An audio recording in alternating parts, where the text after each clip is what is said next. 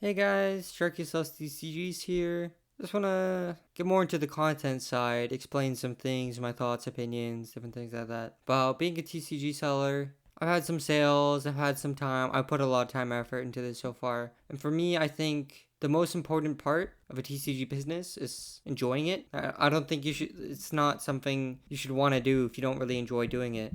Whether it's the hobby itself, whether it's the packing the orders, dealing with different things, it's ultimately like a learning experience. It's like learning to solve a Rubik's Cube. You kind of just have to throw yourself into it. Of course, there's tutorials and different things like that, but you need to memorize it. You need to learn. You need to, oh, this is something that's better. This is improve your skills pretty much. So I think anyone trying to enter the space should just try to see it as something that is like learning a Rubik's Cube or learning to play chess.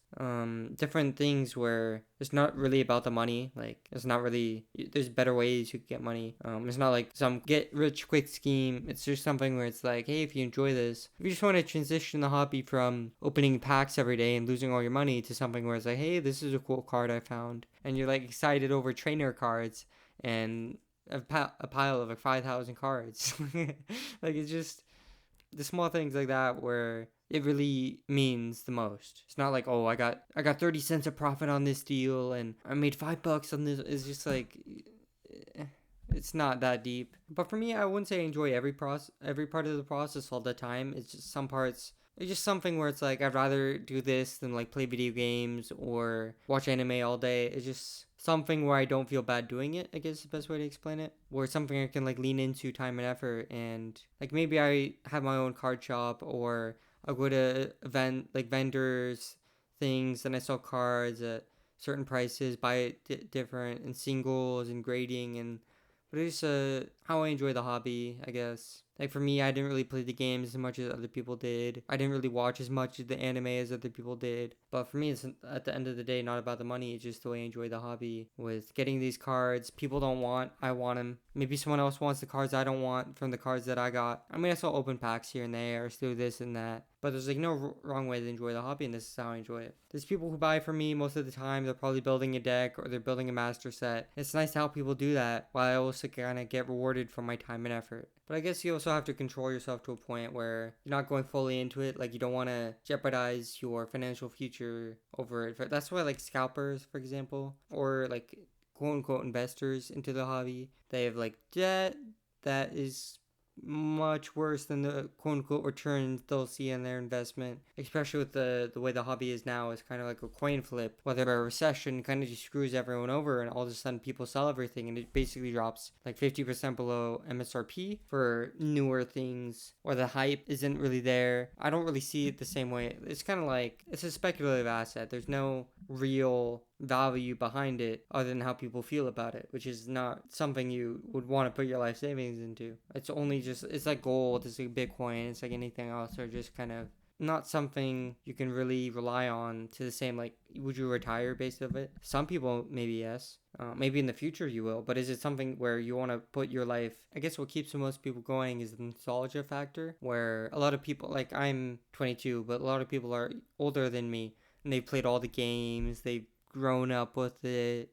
So it's something that's generally, that's why like Disney Lorcana is popular. A lot of the card games are only really popular because you can relate to the IP. So it's like Pokemon, there's Union Arena with like anime things, white shorts as well. There's Lorcana, which is Disney. A lot of Disney adults probably got into TCGs just because they were into Disney. So it's just kind of, but yeah, it's highly speculative. Some people made returns, but at the end of the day, it's not like what anyone would consider safe, I guess. At least short to medium term. Maybe if you're doing it for 40 years, but like maybe your house could burn down. Oh, there goes everything. Maybe you get robbed. Oh, there goes everything. Like nobody's gonna break into your house, say, oh, I need your face ID so I can hack into your bank account. You could get scammed or something, but there's protections. Like your booster box is not insured. Maybe it is, maybe it isn't. But like it's not. At that point, it's kind of like comparing fine art, like the Mona Lisa's value, to something like a street corners person's artist art. Like who's to say one is better than the other? I mean, of course, there's like, you could say the same thing about certain stocks. Like some stocks are more overvalued than others because of the hype. Like Nvidia, for example, or Apple, like brand name things where you're like, oh, this is something I recognize, so I'm gonna put more money into it than some maybe more profitable, more established, more something, but some name I've never heard before. So it's the hype factor definitely plays a big part into Pokemon, especially now. And common arguments like, oh, there's a lot more people entering the hobby, so like, but it's like a pyramid scheme pretty much for a hobby. Like you're relying on new people getting into that. That's like the big thing. Like, oh, by the 30 years from now, everyone's gonna be nostalgic about the sets we have now. It's like, you know, is that nostalgia really gonna be worth like 5K or something? Like, is there monetary value to it? I don't. It's the hobby only really functions for most people if the hobby keeps growing, which is like, it's not always gonna grow, and people lose fashion. Like for the past, before like COVID, for example, I think anyone care about Pokemon the way they do now? Not at all. I mean, I still bought a booster box. Maybe I'll open it, maybe whatever.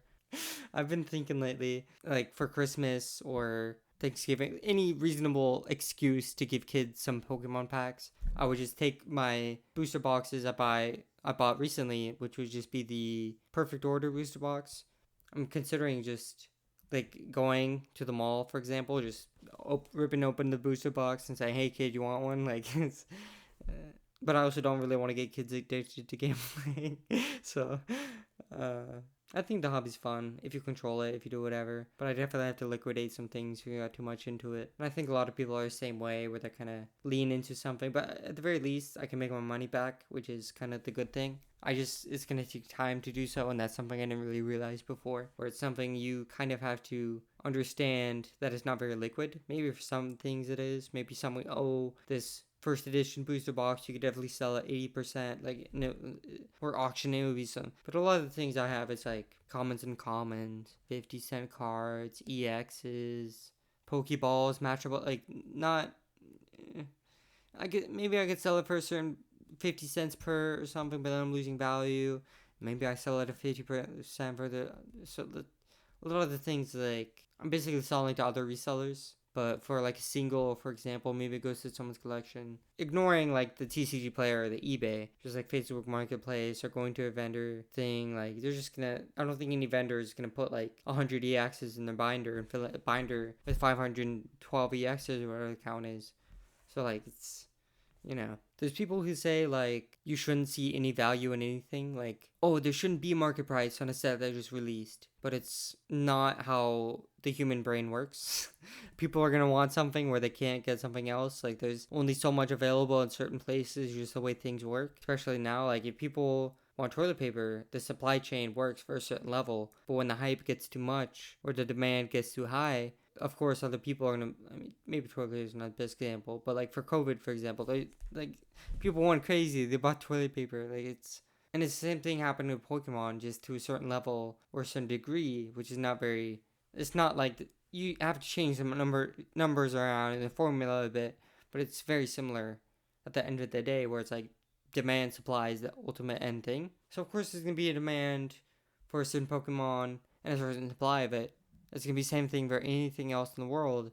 Except we have like standardized prices because of our supply chains and for things like that. Otherwise, it would be like a bartering system for each and every item. But we have standardized things in society. But for things like a Charizard from Phantasmal Flames that is super rare and people place value on it because it's a popular Pokemon or whatever, of course it's gonna have a certain price compared to other things. Same with Sealed, like especially because of the craze. But there's always going to be a market price different from retailers. Retailers are not the market price. That's not the way things work. I guess for me, I don't know, like 99% of the people watching this video and in the future, in the past, in the present are going to understand the way I view it compared to someone else. But it doesn't really matter in the end. I guess at the deepest level of things, your future matters the most. Financial future, health and well-being, physical, whatever. So you should have hobbies that don't damage that. And for me, Pokemon's one of them. For other people, me financially, it struggles that even for me. Like I would be better investing it in some whatever. But you have to have some fun money. You have to have some fun, entertainment, different things, enjoy things in life. And any action you take is gonna cost money in this society, to some degree, of course. I have like 11 orders to deal with right now, and I have things to deal with I need to list. I can probably show. Why not? All right, let me prove an example here. This is a card I bought for maybe $1.50, something like that. I put it up for eBay auction, which didn't work out for one product, but worked out for this one, where I got $31 roughly for bids, $4.99 shipping. It's not gonna be $4.99. It's even more than that, which I learned now. But I got quite a big profit from this one card. I bought for $1.50. Let's say, just to be generous. If we just take this pile over here and look at it, Mewtwo, Uncario, I believe is the name. Yeah, this is a Ditto card, which I didn't know. I thought it was a normal card or whatever the Pokemon is. This is Latias, I believe. It's kind of hard with the Japanese characters. I have to go off memory. Lapras right here. We got a Lapras right here. I believe this is Galarian Moltres. But I have like quite a bit of them. And I sold one for $31. I paid $20 for all of these. So quite a bit of profit there. Like 1,000 in value. I paid $20. I have to buy cardboard boxes for some binders. I bought for 10. And I have to think about it. Hey, this is probably a good deal, but how do I sell it? Card shops don't want it. I went up to the card shop. Hey, I got some binders. You interested? Nope, not interested. Okay. They give it for free. Sure, why not? Maybe I could go to a card show. Maybe I could go to every vendor and say, hey, I have some binders. Do you want to buy it? It's time and effort. I don't want to. I'd rather stay home. I'd rather ship this. Get paid for shipping, make money, do it at home, get better prices than I would from a vendor. But I do have to liquidate it. I do have to get the supplies, get the box, get the maybe bubble layer. I'm going tomorrow. I'm gonna go to Walmart, Target, some place that sells bubble mailers that hopefully has the right dimensions that will fit this card perfectly. It doesn't have to be the correct inch. Maybe it's a little bit what. Who cares? I'm gonna have to get some cardboard. I want to cardboard both sides. I'm gonna ship this. I have to ship by Thursday. Today is Wednesday. Well, because it's 12:33 a.m. But whatever. So those are things I have to deal with, and nobody's telling me, hey, this is the cardboard box you buy. This is the bubble mailer you buy. This is which store you go to. Nobody's telling me that. I have to figure it out. So that's kind of something I like about the hobby, especially selling, where you have to figure out a lot of things. You have to figure out, hey, this is how I do this. Hey, this is how I do that. Oh, I messed up. I lost some money. I'll put in time and effort, then reward it. Whatever. Let me find out how to make my time and effort worth it. Oh, I bought this collection. I bought this bulk. Maybe it wasn't very valuable. Maybe it wasn't very good. Maybe I have to buy this $700 scanner and I have to scan these cards. Maybe I have to learn the card uploader software with batches, and you can combine batches and you can manage duplicates. But you don't want to manage duplicates before those cards are processed in the third-party software, because otherwise you're gonna have some duplicates under the same card and they're different cards, and you have to delete the batch and restart. So those are things I learned in a lot of different aspects. It's great because I feel like at this point in time, the software is so established, especially TCG Player, eBay, Card Uploader, there's Sort Swift, there's TCG Automate, there's Pirate Ship. There's so many different things that makes it cheaper and easier for you to do things than it was otherwise. But you still have to figure out everything. Like, of course, YouTubers, they're gonna show the good parts, but at the end of the day, you need problem-solving skills, and you need to work on that regularly.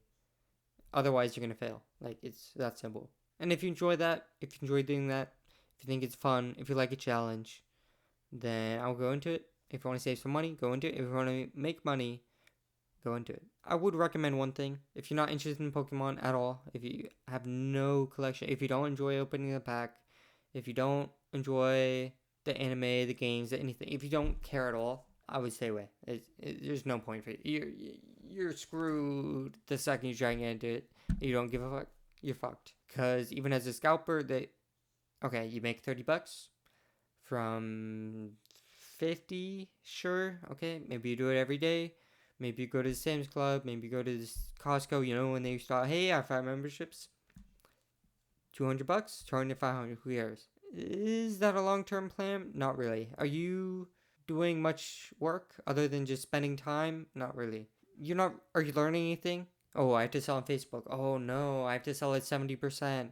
Oh, the tragedy, or whatever. Like, oh, I have to sell on eBay. You're not really learning much. You're experiencing a certain aspect of problems, but it's not really benefiting you because it's too narrow-minded. That's what I like. Ignoring all like emotion, ignoring all, oh, but this is bad, like ignoring all the like societal thing. Who cares? Do what I gotta do. If it's like the only thing that's keeping you alive, go for it. Like keeping your family fed, go for it. It's not that deep, but otherwise you could work out a few more muscles and you'll kind of develop and realize, hey, there's no point to this. It's, a lot of people, I think they're probably in credit card debt because of it, which is not great. It's not a business plan. I mean, of course, it's like morally wrong. You're just basically taking advantage of scarcity and hype to make a quick buck. That's not great. I bought one pack of 151 because I never opened it. I went to my local card shop. I work at some place. I'm gonna be that specific, but I work at a place where people ask me, "Hey, do you have any Pokemon?" 99,100,000 times out of a million, it's gonna be no. No, we're out. But I tell people, I say, hey, I go to this one card shop. They got really good prices. The best of the places I've been to. Not exactly, I don't tell them that, but I just say, hey, this is a place I go to.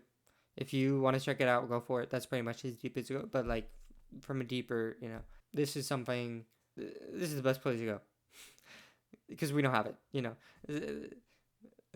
And for me, I went to that place yesterday, technically, because it's like near 1 a.m. I went to the place today, kind of, in consciousness. And I bought a 151 pack. And I got rinsed. I didn't get a single thing. But it reminded me of bulk I got and how excited I was to see 151 bulk. Like, oh, and I checked the price. And it's this, I don't remember, maybe Vaporeon or Eevee or Pikachu. I forgot exactly what, I mean, of course it was a 151.